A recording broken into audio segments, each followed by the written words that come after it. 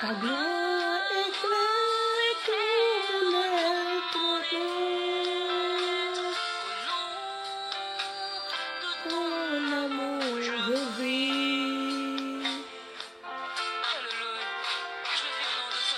Alléluia, Seigneur, mets ton amour en moi. Seigneur, de toute mon âme, Seigneur, ton nom, Seigneur, mon Dieu, mon roi, un refuge pour moi. Alléluia. Oh, alléluia, papa, j'ai besoin. Oh,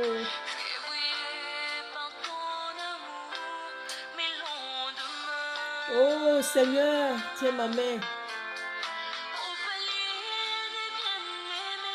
Oh, Jésus, me fais régner.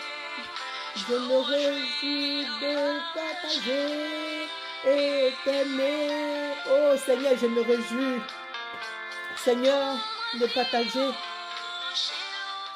Seigneur, oui. Alléluia.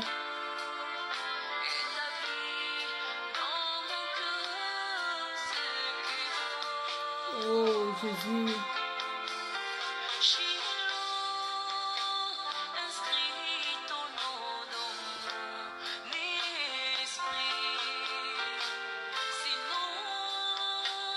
Je ne pas vivre ma vie. Seigneur, oui. Alléluia.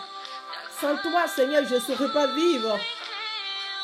Éternel grand Dieu, j'ai besoin de toi pour vivre. Sans toi, Seigneur, je saurais vivre. Alléluia, Seigneur, de ton amour, je vis. Apprends-moi tes voix, papa. Je suis un enfant. Sans toi, Seigneur, je ne saurais vivre sur cette terre des humains. Alléluia. Oh, je suis ce matin. Gloire à toi, gloire à ton nom. Gloire au Saint-Esprit, gloire à toi, Jésus-Christ. Ce matin, prends le contrôle. Sois glorifié. Saint-Esprit de Dieu, je n'ai ni or, ni diamant, je n'ai rien, je n'ai père, je n'ai mère, je n'ai personne. Je que toi, Saint-Esprit de Dieu. Prends ma main, apprends-moi à vivre, Saint-Esprit de Dieu. Sans toi, Seigneur, je suis perdu. Sans toi, Seigneur, c'est la chair qui se manifestera. Saint-Esprit de Dieu, prends le contrôle. Alléluia. Alléluia. Shalom, shalom, shalom. Ce matin, je salue tout un chacun de vous dans le nom puissant de notre Dieu.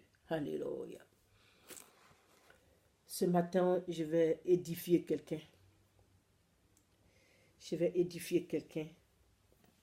Mon histoire, c'est dans le livre de Genèse, chapitre 26. L'histoire commence dans le verset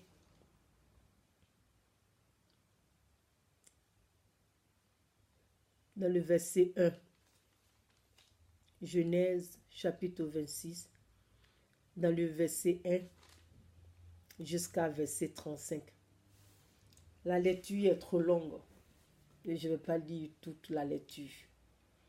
Mais j'encourage tout un chacun de vous, celui qui va suivre cette vidéo, de lire la Bible.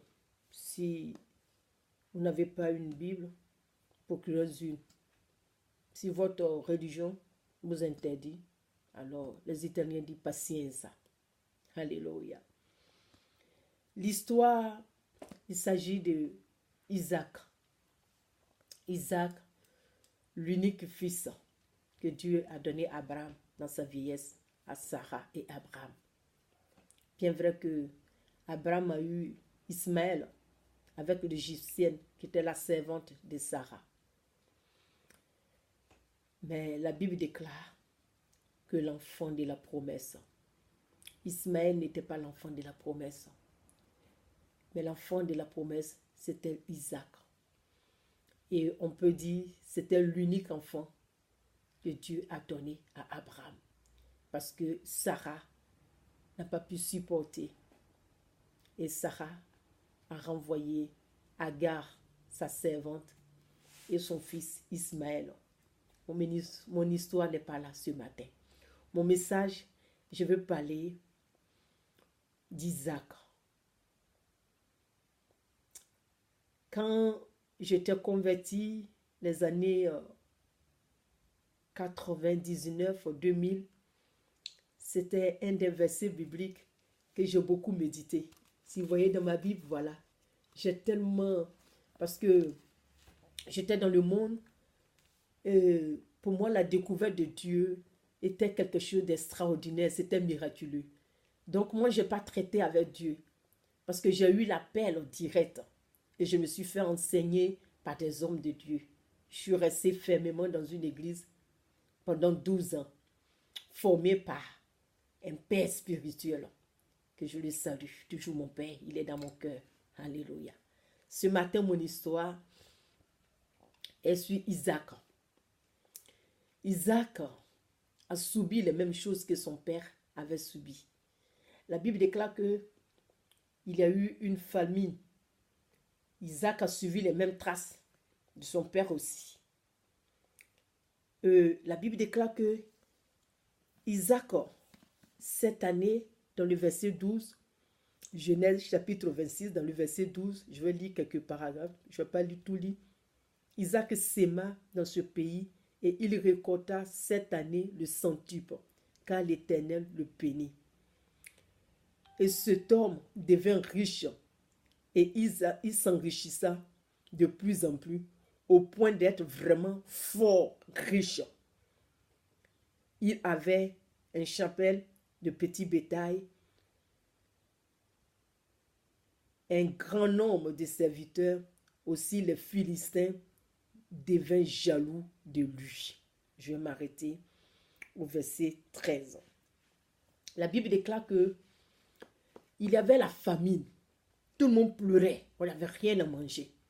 Mais Isaac devenant de plus en plus riche, au point que les Philistins deviennent jaloux d'Isaac. La Bible déclare que Isaac alla creuser son puits. Il creusa le puits dans le verset 18. La Bible déclare que les Philistins viennent et ils comblent. Ils mettent le sable dans le puits que Isaac creusa. La Bible déclare que Isaac ne se décourageait pas. Le verset 18, on dit les serviteurs d'Isaac creusa encore dans le vallon et il trouva un puits d'eau vive. Les bergers de Kérar cherchaient querelle aux bergers d'Isaac en disant l'eau est à nous, et il donna donc au puits le nom de Essek, parce que là c'était disputé avec lui. les Philistins se sont disputés avec Isaac. La Bible déclare que le verset 21, Isaac creusa encore un autre puits au sujet duquel on lui chercha encore une querelle. Et il appela Sina. La Bible déclare qu'il s'éleva du champ, il creusait un autre puits pour lequel on ne chercha plus de querelle. Et Isaac appela Rébok, car dit, l'Éternel nous a maintenant mis au large et nous prospérons dans le pays. Il monta là à Beersheba. Alléluia. Qu'est-ce que je vais parler ce matin? Je vais parler de l'histoire d'Isaac. Isaac qui creusa ses puits et les Philistins qui met du sable dans son puits. On le chasse. C'est-à-dire, une personne, tu cuisines ta nourriture. Et au moment où la nourriture finit, où tu dois manger ta nourriture, quelqu'un d'autre vient, il t'arrache ta nourriture. Il dit, la nourriture n'est pas pour toi. On t'arrache. Quelle douleur. Mais la Bible déclare que Isaac ne se décourageait pas. Et il creusa encore un autre puits. Ensuite, un autre puits. Et la Bible déclare que finalement, Dieu a eu pitié d'Isaac. Et Isaac creusa un autre puits où les Philistins, à la fin, ils étaient fatigués de lui tenir, de lui faire des querelles, de le provoquer, de lui arracher ce qui lui appartient. Bien-aimé dans le Seigneur, ce matin, je vais te parler, je vais t'édifier.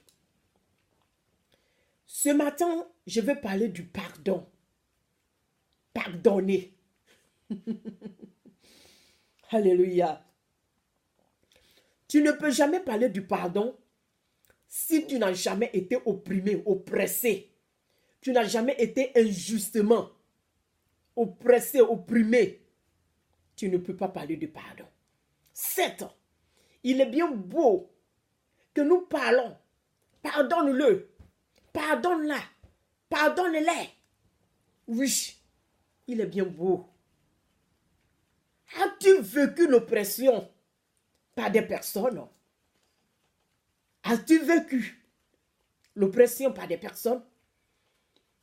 Si oui, alors, si tu as pardonné, je te dirais que oui, tu peux parler du pardon. Il est bien facile de dire pardonnons aux autres lorsque c'est nous qui faisons du mal aux autres. C'est trop facile. Quand c'est toi qui as fait, tu n'as pas vécu. C'est normal que tu peux dire à la personne, pardonnons, avançons. Mais que lorsque tu subis et que tu pardonnes, alors tu peux édifier les autres. Tu peux t'arrêter sur les réseaux sociaux. Tu peux parler dans ton église. Tu peux parler à un frère. Tu peux parler à une sœur. Pardonne. Parce que toi-même, tu as été victime de l'oppression, l'injustice, et tu as pardonné. Bien-aimés dans le Seigneur, vous savez une chose. Nous parlons souvent dans la Bible. Nous parlons de la vie de Pierre. Nous parlons de la vie de Paul. Nous parlons de la vie de Jérémie. Nous parlons de la vie de tous ceux qui ont vécu dans la Bible. Il est bien facile de parler de la vie des autres. On parle d'eux. Mais toi, où est ton témoignage? Toi, quelle est ton histoire? C'est là. Autrefois, la Bible parlait d'eux. Mais aujourd'hui, de nos jours, 2019, la Bible parle de toi. Quel est ton témoignage? Quel est ton témoignage? Si dans ta vie, tu as été oppressé injustement, je ne sais pas pour quelle cause, et que tu as pu pardonner, tu peux t'asseoir et prêcher le pardon. Parce que ce pardon vient du cœur. Alléluia. Ce pardon vient du cœur.